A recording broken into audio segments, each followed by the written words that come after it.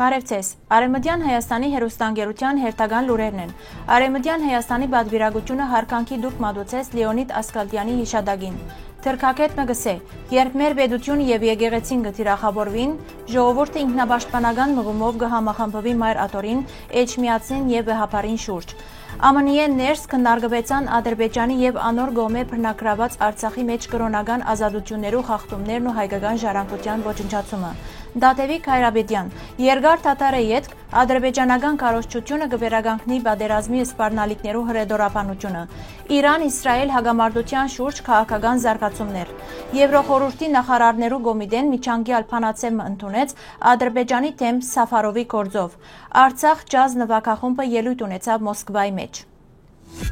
2025 թվականի հունիս 21-ին Լեոնիդ Ասկալդյանի նահատակության դարելիցին Արևմտյան Հայաստանի բادվիրագությունը գլխավորությամբ Արևմտյան Հայաստանի ազգային ժողովի նախագահ Նելի Հարությունյանի այցելեց Ասկալդյանի հուշահամալիր իրենց հարկանքի դուրք մատուցելու ազգային հերոսի անմար հիշադակին։ Բادվիրագության անդամները ձաղգեբսակ դրին Ասկալդյանի հուշարձանին եւ խոնարեցան անոր անմահ գործին եւ հիշադակին առջեւ։ Այսօր մենք կխոնարհենք այն մարդուն հիշադակին առջև, որ իր կյանքը տվավ հայրենիքին ազատության համար։ Անոր անունը հավերժ գրված է մեր պատմության մեջ, եւ յուրաքանչյուր հունիս 21-ին մենք վերարժևորում կտանք անոր թողած ժառանգության, նշեց Նելի Հարությունյանը։ Միջոցառման ընթացքին մեկ վայրկյան լրությամբ հարգվեցավ Լեոնիդ Ասկալդյանի եւ բոլոր նահատակ ազատամարտիկներու հիշադակը։ Այս այցելությունը վկայություններ Արևմտյան Հայաստանի հանձնառության, ազգային արժեքներու եւ պատմական հիշողության պահպանման նկատմամբ։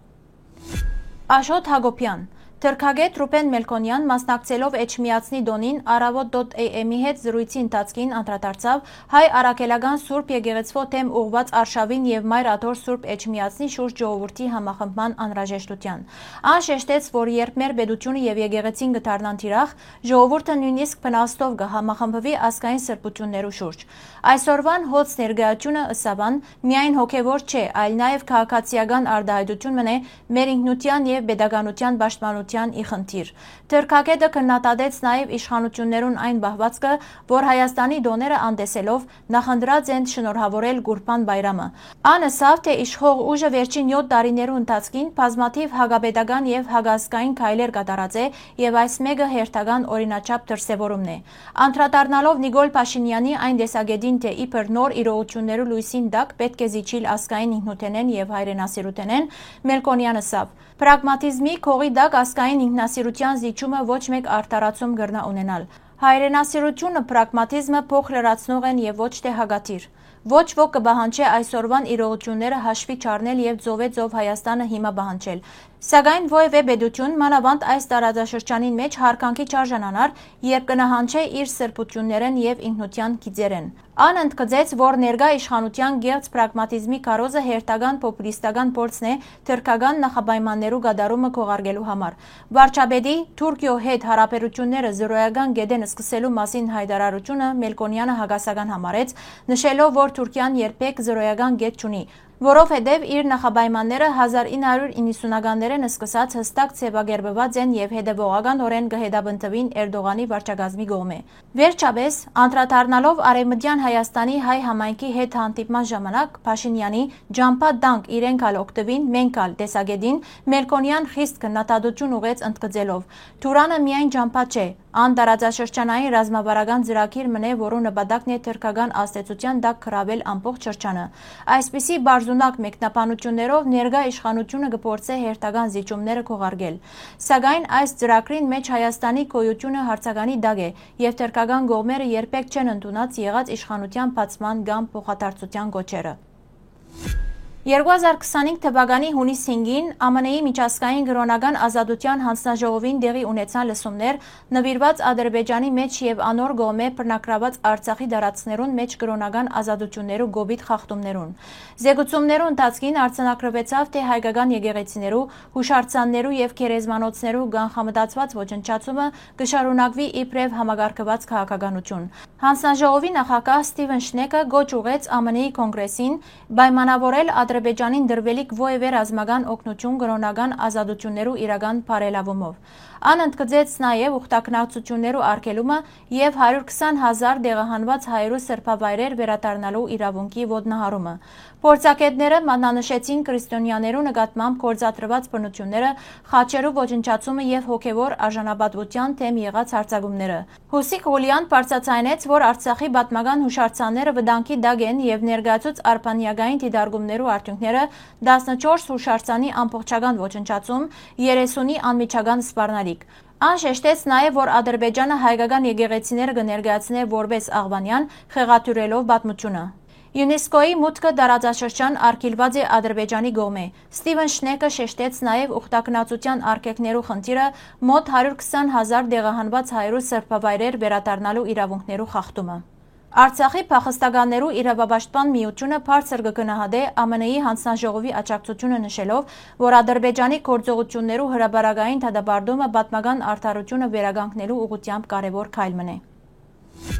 Եվրոխորհրդի վեհաժողովի մեջ Հայաստանի պատվիրակության նախկին անդամ ադրբեջանագետ Տատևիկ Հայրաբեդյան իր տելեգրամի էջին վրա քրարումով նախազգուշացուց Ադրբեջանի քարոզչական մեխանիզմը սկսած է վերակենդանանալ նպատակ ունենալով պատերազմական դրամատրություններ ստեղծել։ Դեվական Տաթարի հետ ադրբեջանական քարոզչատաշտը կվերադառնա հրետորաբանության, ըստ որոն Հայաստանի մեջ ռևանշիստական դրամատրություններու աճը իբրև սպառնալիք կներկայացվի ոչ միայն Ադրբեջանի, այլ ամբողջ շրջանի համար։ Անոնք կբնթեն, թե նման զարգացումները կրնան Բաքվի կողմէ համապատասխան արձագանքի պատճառ դառնալ, մինչև նոր պատերազմի հնարավորություն կկրե Հայրաբեդյան, վկայակոչելով Ադրբեջանի քարոզչական աղբյուրը։ Ան միևնույն ժամանակ կհիշեցնե, որ դարվա սկիզբեն Ադրբեջան իրականացուցած է 28 հատ առանցին կամ համատեղ ռազմական վարժանք, որոնց մասին հայկական կողմը երբեք սպառնալիք չընկալեց։ Ի գիտություն նշեմ, որ նման քարոզչական սցենարները հաճախ կծառայեն դրամատրություններ շոշափելու նպատակով։ Սկիզբը կդարածվին լրատվամիջոցներով, ապա կմիանան նաև պաշտոնական աղբյուրները, հատկապես Ադրբեջանի պաշտպանության նախարարությունը, որը կսկսի ապատեղեկատվություն տարածել։ Այս գործելացևը շատ հայտնի է, կնշե Հայրաբեդյան։ Հունիս 22-ին Ամերիկայի Միացյալ Նահանգներու ռազմաօդային ուժերը Իսրայելի հետ համաձայնությամբ հարվածած են Ֆորդո, Նատանզ եւ Սպահան քաղաքներու գլխավոր միջուկային կառույցները։ Հունիս 23-ի առավոտյան Իրան կատարած է պատասխան հարված։ Առնվազն 27 բալիստիկ հրթիռ արձակված է Թել Ավիվի, Հայֆայի եւ Բեն Գուրիոնի միջազգային օդագայանի ուղղությամբ։ Հրթիռներեն մեկ մասը հաջողած է ջեղկել երկաթյա գմբեթ պաշտպանական համակարգը։ Կդեղեկացվի, որ կան վիրավորներ եւ լուրջ ավերվածություններ։ Թեհրանի հարձակումին ի պատասխան Իսրայելի ռազմաօդային ուժերը հարվածած են Թեհրանի, Շահրուդիի եւ Յազդի ռազմական կառույցները, ներառյալ հրթիռի գործարանները եւ զինամթերքի բահեսները։ Իսրայելի մեջ հայտարարված է արտակարգ դրություն, փակված են կրթական հաստատությունները, չեղյալ հայտարարված են բոլոր զանգվածային միջոցառումները։ Հայֆայի, Աշկելոնի եւ այլ բնակավայրերու մեջ արձանագրված են փոխադրության խափանումներ եւ ավերներ։ Տեհրանը հայտարարած է ԱՄՆ-ին վնաս հասցնելու իրավունքի մասին եւ մարտական պատրաստության վիճակի մեջ շրած է Իսլամական հեղափոխության պահպաններու կորպուսը, որ հայտարարած է Հորմուզի նեղուցի փակման մասին, դարածքը ուր կանցնի աշխարհի նավթի մոտ 20%-ը։ Շրջաններեն արդեն սկսած են նավթագիր նավերու հերացումը։ Ռուսաստանի արտաքին գործոց նախարարությունը հրապարակած է խիստ հայտարարությունը, դատապարտելով Իսրայելի եւ ԱՄՆ-ի կողմէ Իրանի միջուկային ենթակառուցվածքներուն ուղղված հարվածները եւ գոչրած Իսրայելին անհաբաղ դադրեցնելու մակադե երաշխիքներուն տակ գտնվող կառույցներուն դեմ գործողությունները։ Ռուսաստան նաև հայտնած է իր զորակցությունը Իրանին, հաստատած է իր հավատարմությունը միջուկային զենքի չդարացման մասին պայմանագրին եւ հայտնած է, որ պատրաստ է բանակցելու ԱՄՆ-ի հետ հրատատարի պայմանով։ Պեկինը ողջունած է 21 արաբական եւ իսլամական երկիրներու կողմէ ընդունված համատեղ հայտարարությունը, որով կդատապարտվի Իսրայելի հարձակումն Իրանի դեմ։ Չինաստանի արտաքին գործոց նախարարության խոսնակը ընդգծած է, որ առաջնահերթությունը հրատատարի հաստատումն է եւ երկխոսության վերադարձը։ Չինաստանը նաեւ գոչ ուղղած է անհաբաղ դադրեցնելու գրակը, աջակցելու դիվանագիտական ջանքերուն եւ խոստացած է նպաստել լարվածության թուլացման։ Եվրոպայի խորհրդի նախարարներու գոմիտեն ընդունած է ժամանակավոր փանացևը ի պատասխան մարդու իրավունքներու եվրոպական թադարանի վճիրին Մակուջյան եւ Մինասյան ընդեմ Ադրբեջանի եւ Հունգարիո գործով։ Գործը կվերապերի հայ սպա Գուրգեն Մարգարյանի դաժան սպանությանը 2024 թվականին Բուդապեշտի մեջ ադրբեջանցի սպա Ռամիլ Սաֆարովի գոմե միայն անոր ասկության համար։ Հայաստանի միջազգային իրավական հարցերու ներկայացուցիչի գրասենյակին համաձայն փանացևով նախարարներու գոմիտեն կբահանջի անհաբաղ հերացնել մարդասպանին արդարացնող հրաբարագումները Ադրբեջանի նախագահի գայքեն, ապահովել, որ Սաֆարովը այլևս պետական պաշտոն չսպաղեցնե, ափսոսանք հայտնել անոր աբորինի բարգեւադրման համար ներառյալ զինվորական գոչում եւ բարձր նյութական բարգեւ։ Գոմիտեն կհիշեցնե, որ Ադրբեջանը բարդավոր է փող հատուցել հայցատիմողներու իրավապանական ծախսերը եւ կշեշտե անբաժելիության մթնոլորտը պետք է վերացվի, իսկ աստկայնամոլ ադելության դրսևորումներու թեմ բայկարը ուժեղացվի։ Ադրբեջանի իշխանություններուն ուղղված է գոչ վերսկսելու գառուցողական երկխոսություն Եվրոխորհրդի քարտուղարության հետ